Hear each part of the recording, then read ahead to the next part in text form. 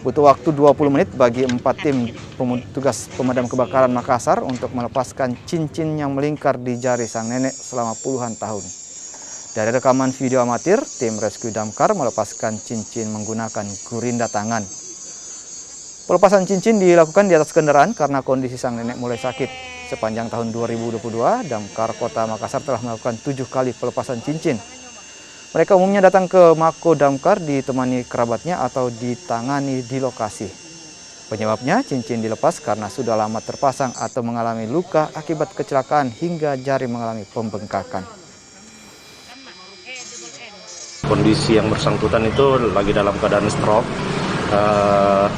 Yang kita tangani itu untuk pelepasan cincinnya, ya. Jadi proses pengerjaannya juga karena berhubung yang bersangkutan sementara stroke, jadi kita laksanakan di dalam kabin mobilnya. Butuh waktu berapa lama Pak, dan alat-alat apa yang digunakan? Untuk estimasi waktu pelepasan cincinnya itu kurang lebih sampai 20 menit dengan menggunakan gurinda tangan. Pak, ini dalam 2 bulan terakhir sudah berapa lama, sudah berapa banyak catatan, dan mereka biasanya datang jam-jam berapa?